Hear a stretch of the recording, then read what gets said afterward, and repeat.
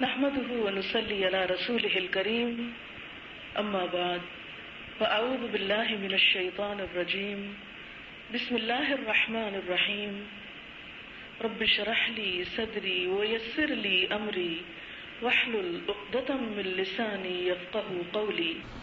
میرا سوال یہ ہے کہ مشکلات عام طور پر کیا ہوتی ہیں، کہاں سے آتی ہیں؟ بتائیے.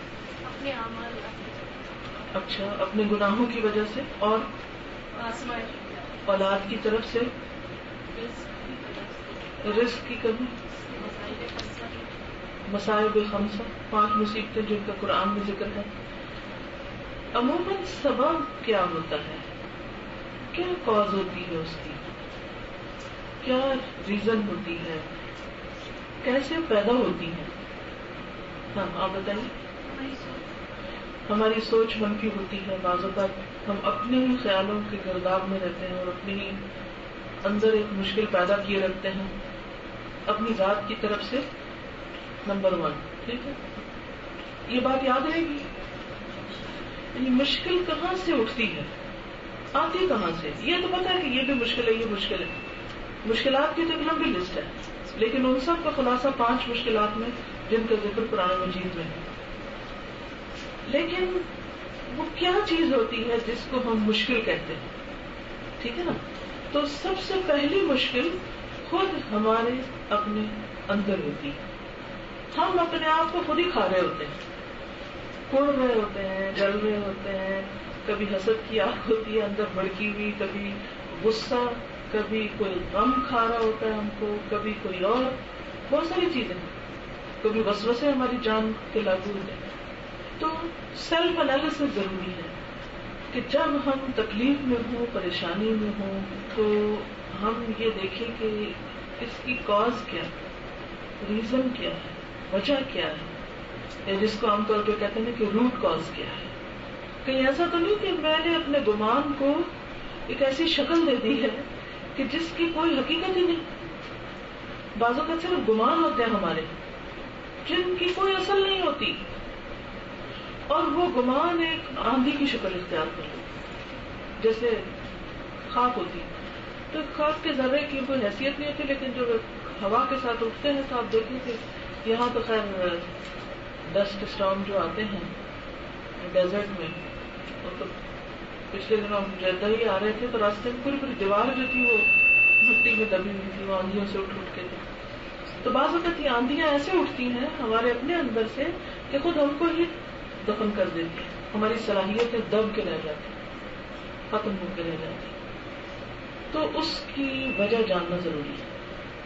دوسری چیز کیا ہو سکتی، کہاں سے آتی ہے مشکلات، کس کی طرف سے؟ اپنی ذات کے باہر نکلیے، لوگوں کی طرف سے.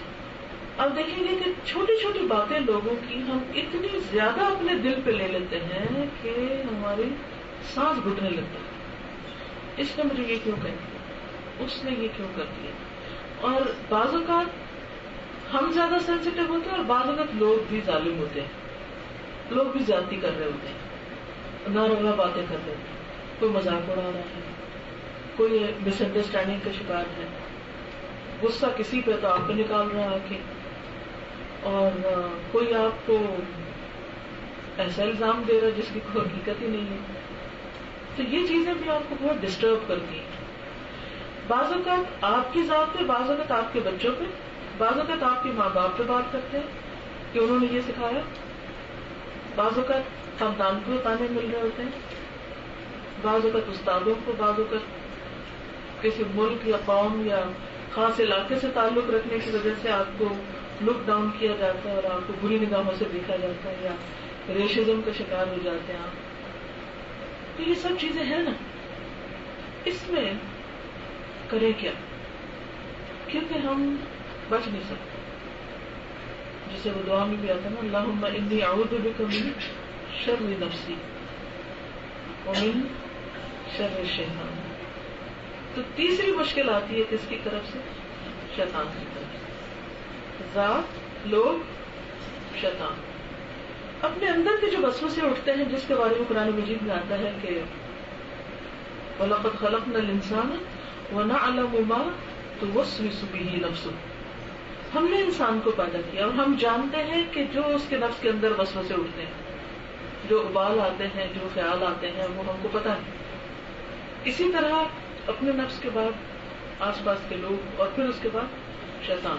اچھا، اپنے اندر کا بھی بعض وقت نہیں پتا چلتا، خصوصاً جب انسان خود کو دھوکہ دے رہا ہوتا ہے، جو کہ منافقت کی علامت ہوتی ہے۔ لا یشعرون ما یشعرون، خود سے آگاہی نہیں، پتہ ہی نہیں، ایک غفلت کی کیفیت ہے، نہ اپنی غلطیاں بھی نظر نہیں آتی، اپنے گناہ ہی نظر نہیں آتے، ان کا اعتراف کہاں کرنا، توبہ کہاں کرنی، معافی کیا مانگنی، حالانکہ مصیبت کی وجہ وہی بنے ہوئے ہیں سب کچھ، ناشعوری کی کیفیت۔ پھر اس کے بعد دوسرے نمبر پہ جو لوگ جو ہمیں تنگ کرتے ہیں وہ تو ہم کو خوب سمجھ آتے ہیں، گناہ بھی کرے تو ہمیں سمجھ آ رہی ہوتی ہے، بعض وقت کوئی سیدھی بات کرتے تو ہم کو الٹ لگ جاتی ہے، کیونکہ اپنے اندر وہ ریفلیکشن کچھ اور آ رہا ہے۔ کیونکہ اگر شیشہ صاف ہو نا تو شکل کچھ اور طرح نظر آتی ہے، اور اگر شیشہ میلا ہو تو کوئی شکل کچھ اور طرح نظر آتی ہے۔ اینک کے فرق سے چیزیں بدل جاتی ہیں۔ اگر آپ کی اینک دھندلی ہوئی ہے تو آپ چیزوں کو مختلف طرح دیکھتے ہیں، صاف شفاف کرسٹل کلیئر ہے سب کچھ، تو چیزیں اور طرح دکھیں، باریک باریک چیزیں نظر آنے لگیں، حقیقت سے آگاہی اور طرح ہوتی ہے۔ تو بعض اوقات لوگوں کی باتیں تکلیف دہ ہوتی ہیں اور بعض اوقات نہیں ہوتی، مگر وہ ہمیں تکلیف دہ ہو جاتی ہے۔ تیسرا جو بہت بڑا فیکٹر ہے شیطان کی ساکٹیں اور شیطانی وسوسے اور شیطانی جو یلغار ہے۔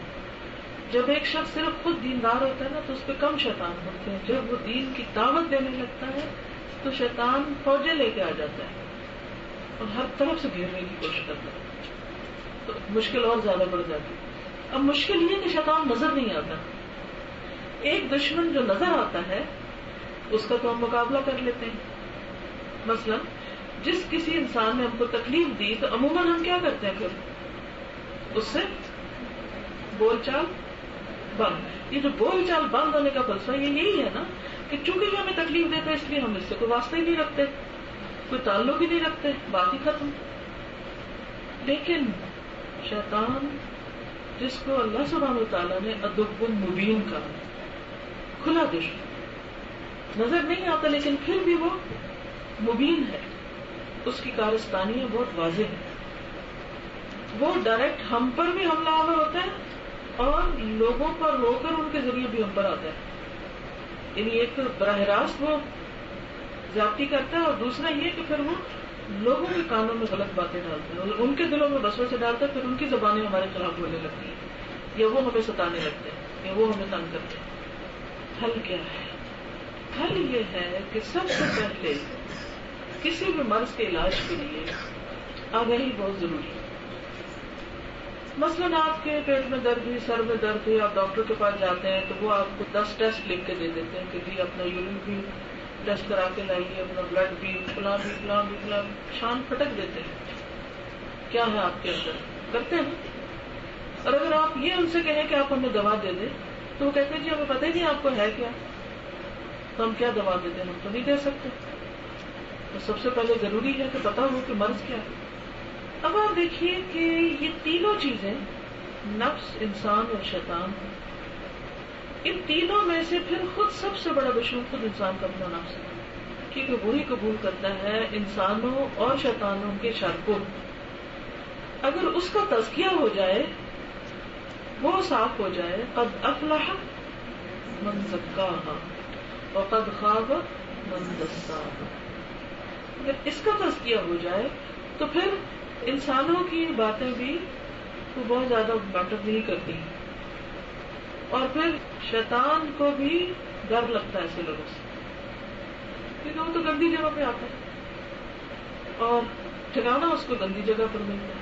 لیکن آپ دیکھیں جنات کہاں آتے ہیں، واش رومز، خاص طور پر وہاں جاتے وقت دعا سکھائی گئی تو گندگیوں پہ آتے ہیں۔ ہمیں پاک صاف رہنے کے لیے کہا گیا، جسمانی صفائی، منہ کی صفائی، یعنی جتنی صفائی اور طہارت اسلام میں ہے کسی دین میں نہیں کہ آپ کے کپڑے پاک ہوں، بلکہ ابتدائی وحی میں کیا حکم دیا گیا، بالکل شروع میں کیا سکھایا گیا، وَثِيَابَكَ فَطَهِّرْ وَالرُّجْزَ فَاهْجُرْ، پہلا سبق کپڑے صاف رکھو، پاک رکھو اور گندگی کو چھوڑ دو، چاہے وہ ظاہری ہو یا باطنی ہو، شرک کی ہو یا بد اخلاقی کی ہو یا کسی بھی قسم کی ہو. تو اس لیے بہت ضروری ہے کہ انسان سب سے پہلے اپنی بیماری کو جانے اور پھر اس کا علاج کرے. جاننے کے لیے اللہ سبحانہ و تعالیٰ نے ہمیں قرآن و سنت دی ہے. وہ آئینے کی طرح ہمیں بتاتی ہے کہ ہم کہاں کھڑے ہیں، بشرطے کہ ہم خالی ذہن ہو کر قرآن پڑھیں. خالی ذہن ہو کا مطلب کیا ہے کہ پچھلے جو خیالات ہیں، جو ہمارے خاص نظریات ہیں یا جو ہم سوچتے ہیں، ان کو ایک طرف رکھ کے ہم فوکس کریں کہ یہ میرے لیے اترا ہے، یہ میری ہدایت کے لیے. کیونکہ یہ کتاب ہدایت دیتی ان کو ہے جن کے اندر خدا کا ڈر ہوتا ہے، تقویٰ ہوتا ہے. اور تقویٰ بھی دل کی کیفیت ہے نا، کہ جن کے اندر شوق ہوگا، جن کے اندر ایک احساس ہوگا کہ مجھے اپنی اصلاح کرنی ہے، تو پھر کیا ہوگا کہ انشاءاللہ آپ کے لیے راہیں آسان ہو جائے گی. جب آپ قرآن پاک کھولیں تو اپنی جہالت کا اعتراف کریں.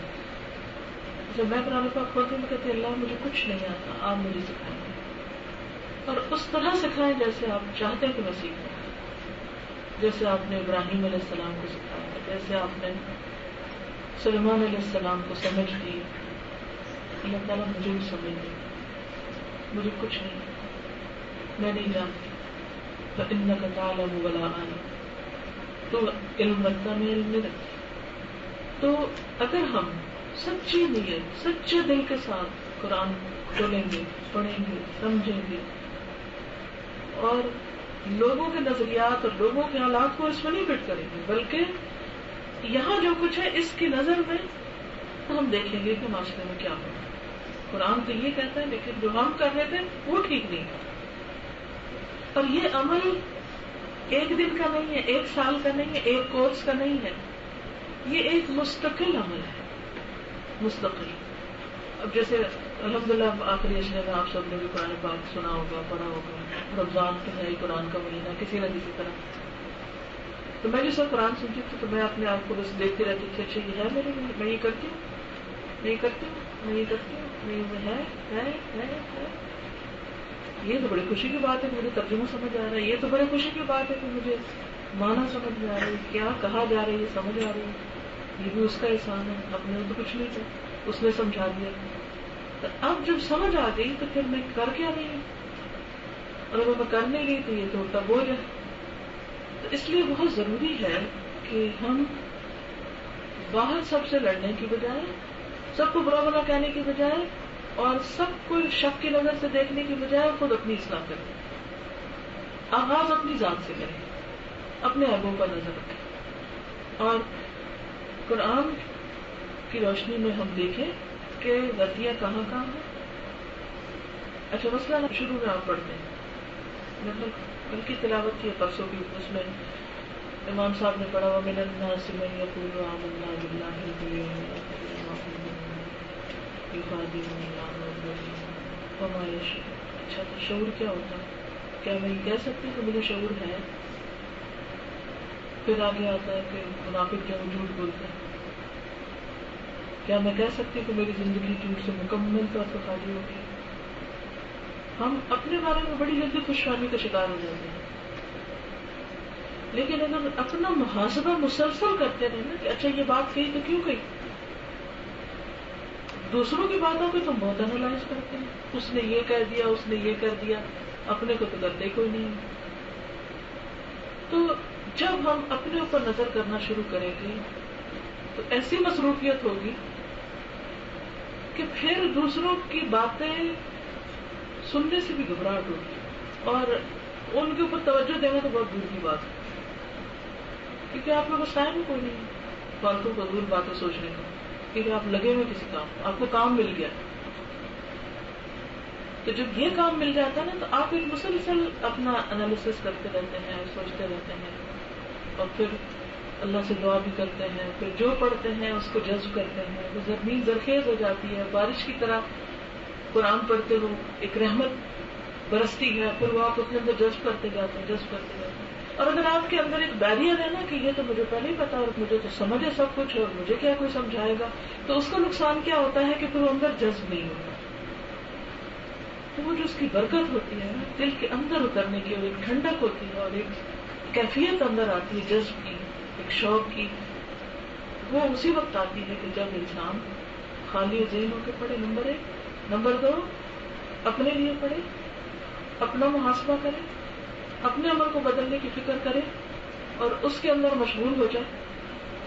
دوسری چیز آ جاتی ہے پھر لوگوں کی باتیں، لوگوں کی طرف سے پہنچنے والی تکلیف جو ہمیں اکثر پریشان کرتی ہے اور ہم مسکین بن جاتے ہیں. کبھی روتے ہیں، کبھی ہنستے ہیں، کبھی ایسے دکھی اور غمگین، اور بہت سے لوگ ڈپریشن میں چلے جاتے ہیں. سنا ہوگا، دیکھا ہوگا، خود پہ ہی کیفیت گزری ہوگی. تو اس وقت سوچیں کہ میں جو کسی کی بات پہ دکھی ہو رہی ہوں تو اس میں میرا اپنا کتنا ہاتھ ہے.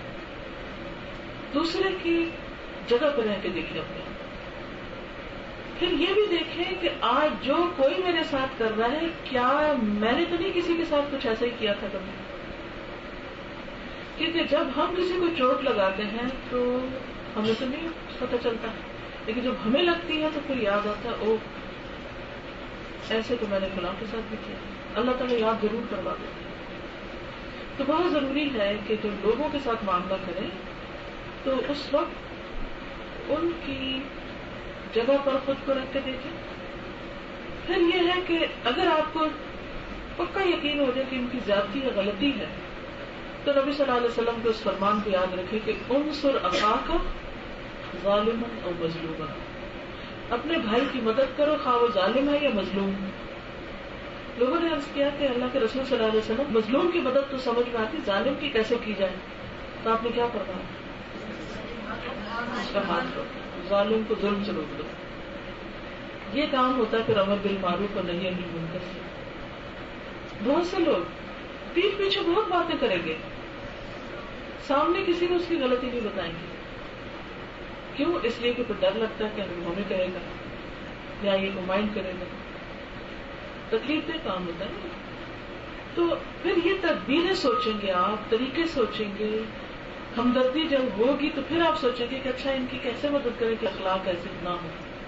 اب مثلاً اگر بچے کام خراب کر رہے ہیں تو ضرور سوچیں کہ کیوں یہ کر رہے ہیں ایسے. جو عقل مند مائیں ہوتی ہے ان کو پتہ چل جاتا ہے یہ بھوکے ہیں، یہ ان کو توجہ نہیں ملی، ان کو آرام نہیں ملا، ان کی نیند پوری نہیں ہوئی. ان کو اگر عورتوں کو باتیں کرتے سنے نا تو کہتے ہیں بچہ آج اس کی نیند نہیں پوری ہوئی اس لیے آج یہ کھا بھی نہیں رہا، آج یہ بات بھی نہیں کر رہا، آج یہ ضد کر رہا ہے، آج یہ ہو گیا تو ایسا ہو گیا تو ویسا ہو گیا. سب حقیقت ان کو معلوم ہوتی.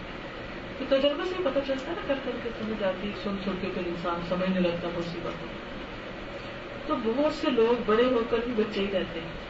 اب مثلا شوہر غصہ کر رہا ہے آپ کو، آپ مظلوم بن گئے کہ میں نے سارا دن انتظار کیا اور آ کر تو غصہ میرے پہ غصہ، اور یہ کام کیوں نہیں ہوا اور وہ فلانا کیوں نہیں، اور ہم پھر سمجھتے کہ یہ انتہائی خراب شخص ہے اور اس کو تو مجھ سے کوئی محبت نہیں اور کوئی ہمدردی نہیں، اور اس کے ساتھ پھر ہے کہ زندگی گنوانا ہے. اور بس شیطان پھر آ جاتا ہے بیچ میں اور وسوسے ڈالنا شروع کر دیتا ہے، اور فتنہ فساد گھر کے اندر اور ساری خوشی غارت. چھوٹی سی بات کو اتنا بڑا ہنگام بنا لیتے ہیں. حالانکہ ہم تھوڑی دیر ذرا سوچیں کہ کیا وجہ ہو، میری کتنی غلطی. بس اگر بات شوہر ہوتے ہیں ان کو بالکل پسند نہیں ہوتا کہ گھر آئے تو گھر جو ہے وہ کباڑ خانہ بنا ہو، کیونکہ بچے عموماً کیا کرتے ہیں یہ اٹھا پھینک وہ پھینک وہ پھینک وہ پھینک، کیونکہ ان کے بس میں کچھ کرنے کو نہیں نا، تو سارا دن یہ کچھ کر رہے ہیں.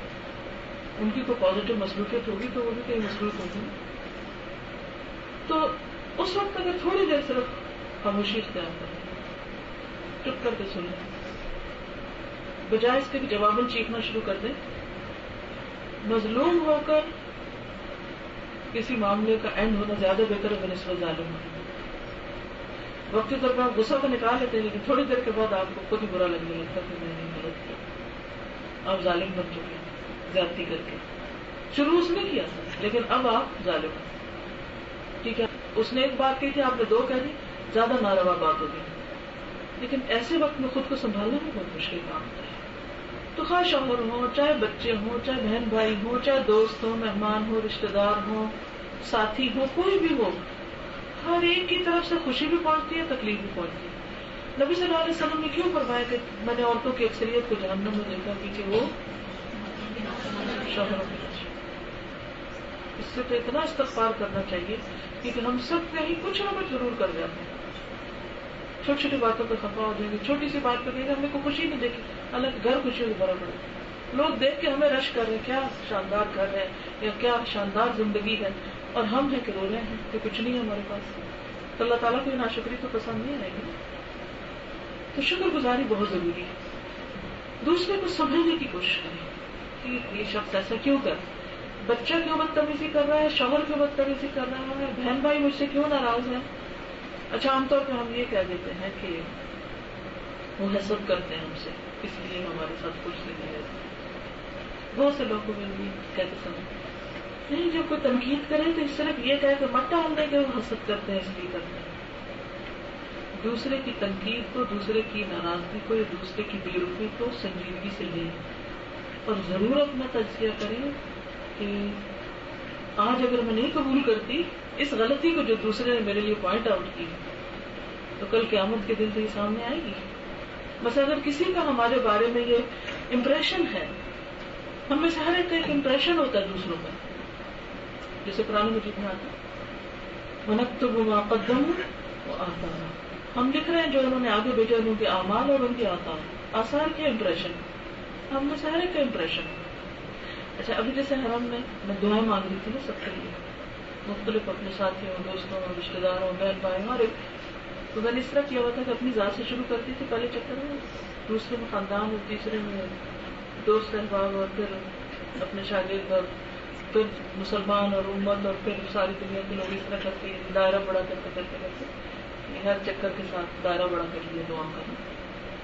اچھا، جب میں نے اپنے جاننے والوں کے لیے دعائیں مانگنی شروع کی تو میں نے یہ سوچا کہ میں ہر ایک کے لیے جو میرے دل میں اس کا خیال آئے گا نا اس کے مطابق دعا کروں، جو اس کا امپریشن ہوگا۔ آپ یقین کریں کہ میں جب مانگ رہی تھی تو میں حیران ہو گئی کہ اچھا میرے دل میں اس شخص کے لیے یہ جذبات ہیں، اس کے لیے یہ ہے، اس کے لیے یہ۔ تو یہ ایک حقیقت ہے کہ ہمارا کیا چھپتا نہیں ہے، ہمارا معاملہ لوگوں سے بھی مخفی نہیں ہوتا۔ ہم جتنا مرضی تصنع کر کے کسی کو وقتی طور پہ راضی کرنے کی کوشش کریں، مگر ہمارے اندر کی جو میل ہوتی ہے وہ دکھ کے رہتی ہے، وہ پتہ چلتی ہے دوسروں کو۔ صرف باتوں سے کسی کو بہلا نہیں سکتے، اخلاص سے ہم جو معاملہ کرتے ہیں یا کوئی بھی کرتا ہے وہ اصل امپریشن بنتا ہے۔ تو بہرحال لوگوں کی طرف سے جب تکلیف پہنچے یا لوگ ہم پہ کوئی بات کریں کہ یہ فلاں بہت پراؤڈ ہے، مثلا مجھے اگر کوئی کہہ دیتا ہے یہ بہت پراؤڈ ہے، تو ہو سکتا ہے میں کہوں ہاں یہ چونکہ مجھ سے جیلس ہے اس لیے مجھے پراؤڈ کہہ رہی، میں تو کوئی نہیں، رائٹ اوے اپنے آپ کو نگیٹ کر کے تسلی کر لی اور اپنے آپ کو خود ہی پاکیزگی کا ٹھپا لگا دیا۔ یہ طریقہ ٹھیک نہیں۔ مجھے سوچنا چاہیے کہ انہوں نے مجھے پراؤڈ کیوں کہا، میں نے کون سی ایسی حرکت کی کہ جس کی وجہ سے میرا یہ امپریشن بن گیا، کوئی ہے نا غلطی، چاہے وہ مس انڈرسٹینڈنگ ہے یا کوئی جان بوجھ کے کی غلطی ہے یا انجانے میں مگر ہے صحیح کچھ، لہذا مجھے اپنے آپ کو پھر ریوائز کرنا چاہیے کون سی چیزیں ہیں جن کی وجہ سے کوئی شخص پراؤڈ مشہور ہوتا ہے یا اس کا امپریشن پراؤڈ کا بن جاتا ہے۔ مثلا سلام میں پہل نہ کرنا، عاجزی کا مظاہرہ نہ کرنا۔ آپ سب کو اللہ نے آنکھیں دی، عقل دی، سمجھ دی، جو میں کہنا چاہ رہی ہوں آپ بہت اچھی طرح ماشاءاللہ سمجھ رہے ہیں کہ ایسے امپریشن کیوں بنتے ہیں۔ مثلا منہ پھیر کے بات کرنا کسی سے، لوگوں کو حقیر سمجھنا، ان کی غلطیوں پہ بس نظر رکھنا، ان کی خوبیوں کو نہ دیکھنا، تو ہمیں پھر وہاں اصلاح کی ضرورت ہوتی ہے اور پھر ہمیں اصلاح کرنی چاہیے۔ جو دوسرے کر رہے ہیں ان کے لیے دعا کرنی چاہیے، خاص طور پہ ان لوگوں کے لیے تو بہت دعا کیا کریں جن سے آپ کو چڑ ہو۔ اچھا ہوتا ہے نا کہ آپ دعا کر رہے ہیں پھر کسی کے اوپر آ کے آپ رک جاتے ہیں، کیا کروں اس کے لیے، اس میں کم ہی کر مارا ہے۔ پچھلے دنوں میں ایک اسکالر سے ملی، الحمدللہ عمرے کے دوران اللہ کے فضل سے بہت اچھے اچھے لوگوں سے ملاقاتیں ہوئی، تو ان کی ایک بات سے میں بہت امپریس ہوئی۔ میں نے ان سے سوال کیا کہ جب کوئی آپ پہ تنقید کرتا ہے آپ کیا کرتے ہیں؟ تو انہوں نے کہا کہ میں سوچتا ہوں اور پھر جو شخص مجھے بہت تنگ کرتا ہے میں اس کے لیے کچھ کرتا ہوں. مثلا انہوں نے کہا کہ میں پچھلے دنوں ایک کوئی کام کرنے جا رہا تھا تو اس شخص نے میری بہت مخالفت کی, بہت تنگ کیا, میں عاجز آ گیا. پھر میں نے اپنے پیسوں سے اس کے لیے کسی سے عمرہ کروایا جس نے مجھے تنگ کیا تھا. یہ ہوتا ہے اخلاق. اگر کوئی اپنے دشمنوں یا تنگ کرنے والوں یا ستانے والوں کے لیے اتنی خیر خواہی رکھتا ہو, اس کی بات میں کیسے اثر نہیں ہوگا؟ ہوگا نا. کیونکہ اس سے پہلے ایک دن پہلے میں نے ان سے کہا کہ میرے بیٹے کو تھوڑا سا آپ بتائیں کچھ چیزیں, کچھ نصیحتیں کریں. انہوں نے کہا کہ تمہارا کوئی سوال ہے. جس نے سوال کیا انہوں نے جواب دیا. ماشاءاللہ ان کے جواب سے بہت ہی خوش ہوا. یہ بہت کم لوگوں سے سیٹسفائی ہوتا ہے. بچے آج کل کے ینگ جو ہیں ان کے دماغ اور طرح ہوتے ہیں. میں سوچتی رہی, غور کرتی رہی, میں ڈھونڈتی رہی کہ اس شخص کے اندر کون سی ایسی خوبی کہ جس نے ان کی بات میں ایسا اثر ڈالا ہے کہ جو ہماری بات میں نہیں. ہم میں سے اکثر مائیں کہتے ہیں وہی بات ہم کہتے ہیں تم لوگ کو سمجھ ہی نہیں آتی, کوئی اور کہتا ہے تو تم لوگ مان لیتے ہو. ہماری کیوں نہیں سمجھ آتی ان کو؟ کہاں ہم میں کمی ہے؟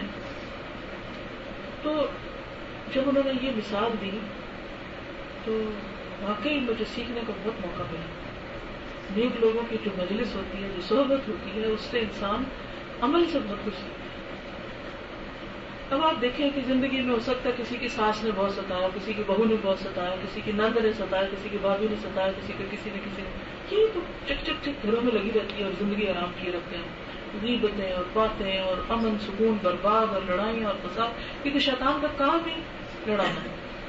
اور دوسرا یہ کہ کل بھی وہ تلاوت ہو رہی تھی تو لا یزالون مختلفین, اختلاف تو باقی رہے گا, اینڈ تک رہے گا, ختم نہیں کر سکتے. پھر میرے خیال ہے کہ اللہ سبحانہ وتعالیٰ نے جب اوپر سے بھیجا تھا نا انہیں نیچے, حضرت آدم کو اتارا تھا تو ایک بات کہی تھی, چھوٹا سا آیت کا حصہ جس کو ہم اگنور کر جاتے ہیں, بعضکم لبعض عدو, تم میں سے بعض کے.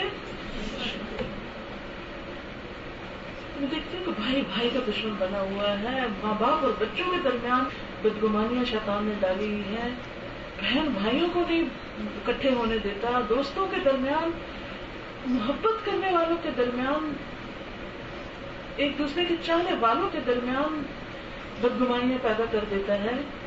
بعضکم لبعض عدو, اس دشمنی کی طرف جانا بہت آسان ہے. اصل امتحان ہی یہی ہے کہ اس سے نکلنا ہے اپنے بعد. اور یہ آپ کسی سے لڑ کے اس کو نہیں ہرا سکتے کہ اس کو آپ سنپ کر دیں کہ تم خراب ہو. نہیں, ہمیں اپنے آپ سے لڑنا ہے.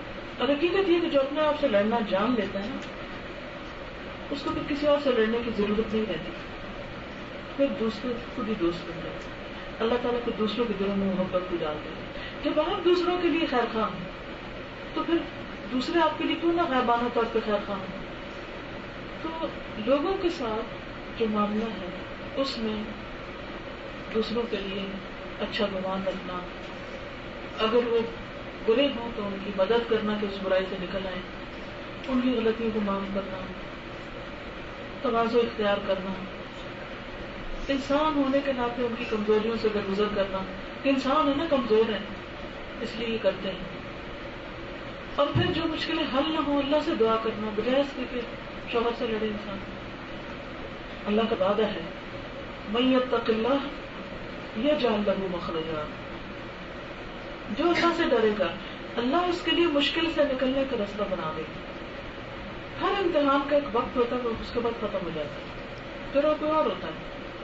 جب تک انسان زندہ ہے کچھ نہ کچھ چلتا ہی رہے. پھر اس کے بعد شیطان, تو شیطان سے بچنے کے لیے جو تدبیریں بتائی گئی ہیں, اور اس میں ذکر اذکار بھی ہیں, موعظتین ہیں, صبح و شام کی دعائیں ہیں, اور جن راستوں سے شیطان آتا ہے ان راستوں کو, ان دروازوں کو بند کرنا. قرآن مجید کو پڑھ کے آپ دیکھیں گے کہ شیطان کس کس چیز کا حکم دیتا ہے, بتائیں گے کس چیز کا حکم دیتا ہے؟ یا امرکم بالفحشاء, فحشاء میں آتی کھلی برائی. اچھا ہم عام طور پہ سمجھتے ہیں کہ بادشاہ جو ہے وہ صرف بس حجاب نہ لینا ہے یا کوئی ٹھیک ہے وہ ایک پارٹ ہے، لیکن اس کے ساتھ ساتھ بد زبانی، بد اخلاقی، بدتمیزی، گالی گلوچ، دوسرے کے سامنے بڑھ چڑھ کے بولنا، بدتمیزی سے پیش آنا، یہ سب اسی میں آتا ہے. شیطان اکساتا ہے اور ہم بس منہ کا دہانہ کھول دیتے ہیں. میں ایک حدیث پڑھ رہی تھی، بہت ہی مجھے اچھی لگی. رسول اللہ صلی اللہ علیہ وسلم ایک دفعہ حضرت سعد بن عبادہ بیمار ہوئے تو ان کی عیادت کے لیے گئے، صحابی تھے. تو ان کے ساتھ عبد الرحمن بن عوف، سعد بن ابی وقاص اور عبداللہ بن مسعود تھے. یعنی اپنے ساتھ 3 اور ساتھیوں کو لے کر ان کا حال چال پوچھنے کے لیے گئے. جب آپ گھر میں داخل ہوئے تو ان کے اہل خانہ ان کے ارد گرد اکٹھے تھے. آپ نے دریافت فرمایا قد قضا، فوت ہو گئے؟ ان سارے جو اکٹھے ہو گئے تو کیا ہوا ان کو؟ لوگوں نے کہا نہیں ہے، اللہ کے رسول صلی اللہ علیہ وسلم فوت نہیں ہوئے. چنانچہ نبی صلی اللہ علیہ وسلم رونے لگے اپنے ساتھی کی تکلیف دیکھ کے، اور جب حاضرین نے آپ کو روتے دیکھا تو وہ بھی رونے لگے. ہوتا ہے نا عام طور پہ ایک روئے تو سب کا دل پسیج جاتا ہے. آپ نے فرمایا الا تسمعون، کیا تم سن رہے ہو؟ یعنی غور سے سنو. ان اللہ لا يعذب بدمع العین، اللہ تعالیٰ کسی کو آنسو کی وجہ سے عذاب نہیں دیتا، رونے کی وجہ سے نہیں دیتا. کیا آپ رونے لگ گئے ان کی تکلیف دیکھ کے؟